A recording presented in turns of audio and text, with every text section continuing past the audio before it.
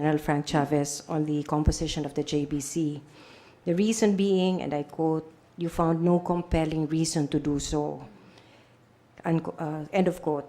In what cases did you feel compelled to inhibit yourself from participating, and why? Well, when I feel I have a bias that I could not control or something like that, huh? Then I'm going to inhibit myself. And those compulsory inhibition that we have, or I've been approached, sometimes I'm going to inhibit myself.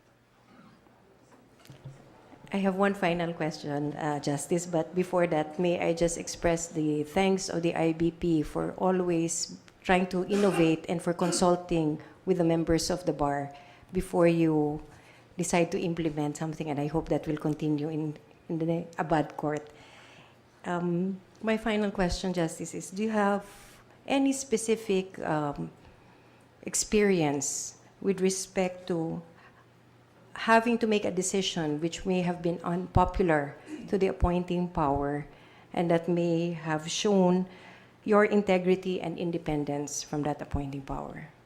Could be as an associate justice. Well, I was appointed by President Gloria Macapagal Arroyo. And when the Truth Commission case came up, I voted for the Truth Commission because my reasoning is that you can go no wrong looking for the truth. So I can take a position adverse to the one who appoints me. Thank you, Justice Aban. Thank you, Mr. Chairman. I have no further questions. Attorney Mejia. Thank you, Justice Peralta. Good morning po, Justice. Good morning. Aban. How will you assess your performance as an associate justice thus far? I don't know. I've never really sat down to assess my performance, but from the record, I think I have one of the lowest, what they call that, pending records. The judicial cases, which is the one that we really matter, because some of the administrative cases, they're in our docket, but they are really being heard by the JBC and other agencies, so we could not act on them. But on the judicial cases, I think I have only 314 or something. I'm not sure, but it's in your record, Your Honor. And that's not, I think that's one of the lightest in the court. Si Senator Sagisag po nominated you, no? And in his nomination, he pointed out that the reason for him nominating you is that we need a transitional Chief Justice like you that would provide, if I may use his term, a calming effect. How will you provide po that calming effect in the Supreme Court as Chief Justice? We have a wounded court today.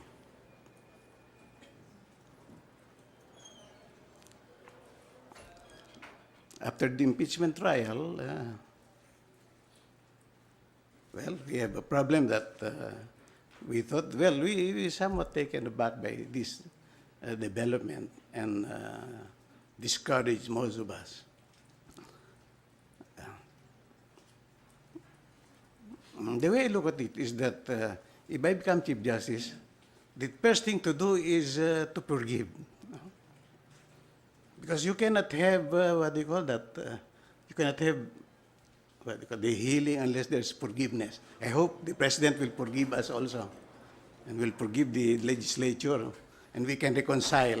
That's the first thing I believe that how I'm going to start it if I become Chief Justice.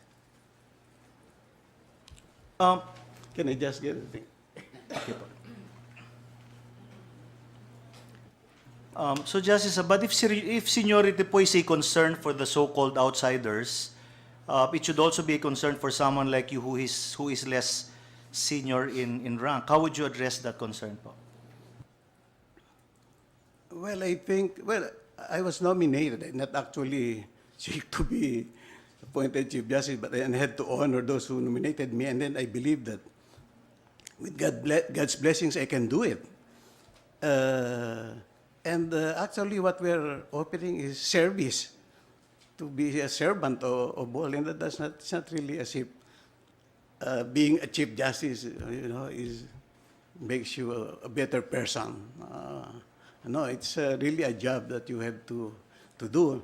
So I think my colleagues are going to understand that. And I can say that, from Justice Peralta, maybe I can tell you, that I work very well with our court. As a matter of fact, in the last 100 years, there has been no internal rules of the court. And asked the Chief Justice to prepare one. He made me a member of that committee, and we had done internal rules. I am proud to say that I think I prepared the working draft of these internal rules. And then, when the chairman Natura vacated the post, they chose me to head the internal rules when there were 4 senior justices in the same committee. When we put up so that shows some kind of trust. So when we established the ethics committee that will investigate all complaints against the justices of the Supreme Court, and we had a secret voting, and we elected 4. I was elected into the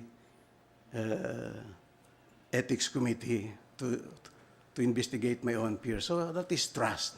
And I think that is what we need, that's what a Chief Justice needs, not a sense of, what do you call that, academic superiority, but trust is important.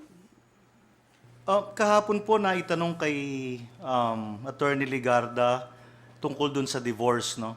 At if I remember correctly, she made reference to the somewhat influence of the Catholic Church in the position of the legislative body in passing a law for divorce, no? May I ask you po, what principles should guide the separation of church and state?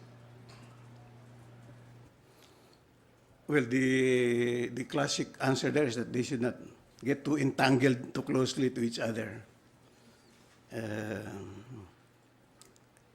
Well, the Philippines, well, unlike the United States, the Philippines is somewhat more spiritual or religious, in a sense. So we have prayers said in school, and we have even catechism in the schools. So there's some tolerance for religious practice in the Philippines. As a matter of fact, we have Mass in the Supreme Court on Fridays. And I think it's a healthy tolerance because in one decision it says that religion is important also for keeping the morale of the population of the country. But I'm, of course, against religious personalities, what they call that, trying to influence political decisions. I'm against that.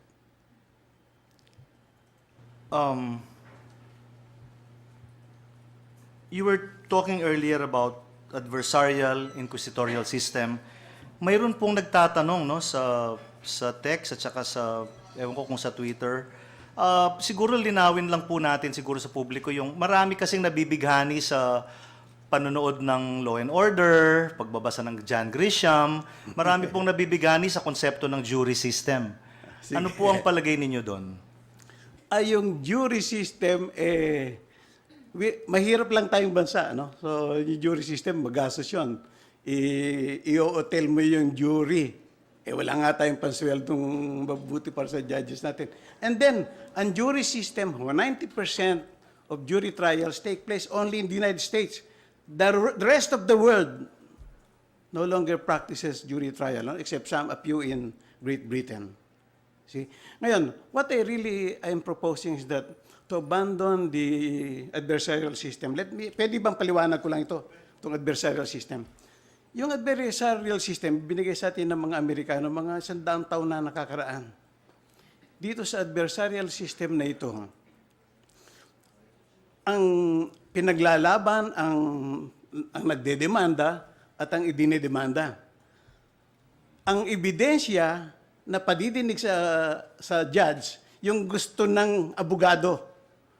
No? Hindi yung gustong malaman ng judge para ma-decide niya yung kaso.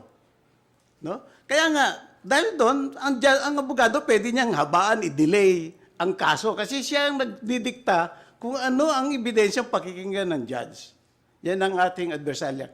Second, hiniram natin ang batas ng Amerika, ang rules ng Amerika sa trial procedure.